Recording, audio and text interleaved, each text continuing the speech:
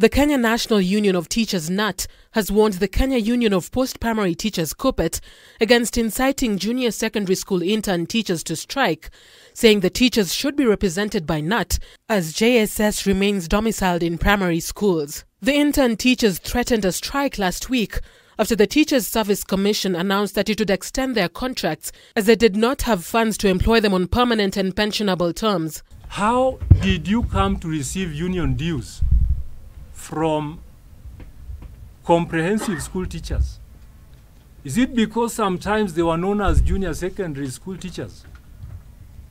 And even if that be, we know too well how we become members of a union. The union has urged intern teachers to submit their grievances to KNUT to allow for negotiations with the TSC. What they know is that somebody came and incited them to go to the streets, and I warned them, go to the streets and you shall no longer be an intern.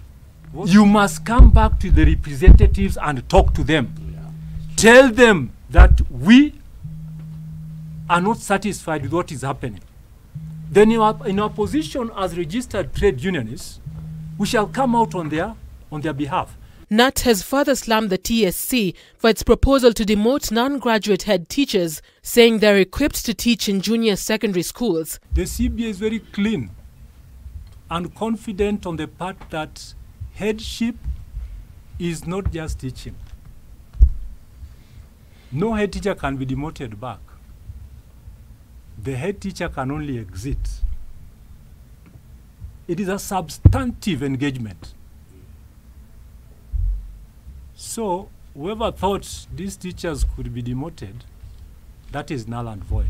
KNUT is demanding that TSC gives priority to intern teachers in its planned recruitment of new teachers. The union further demands that given the fact that these teachers have served well and with distinction, the Commission should, without subjecting them to any other prejudice, convert them to permanent and pensionable terms upon expiry of their contractual period. The union has also lamented the issue of a cohort of 1,000 teachers who are employed as head teachers without commensurate promotions in their job groups and increases in their salaries. The job evaluation context of the CBA made the head teachers who are administrators move to D1 that time. And when these people are promoted to headship, I think they're doing the same work that is done by those head teachers who are taken to D1. Why must we discriminate them and have them at C5? And they continue earning the salary of those teachers who are in job group M. Although KNUT has expressed support for the recommendations of the Presidential Working Party on education reform, the union wants the government to increase capitation for basic education, citing inflation. What the ministry gives to these schools as allocation is not the whole of what they should give.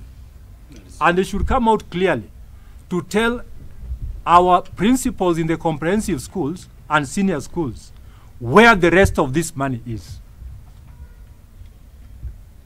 so that nobody should blame our head of institutions for not actually coming up adequately to work with the resources that have actually been given out.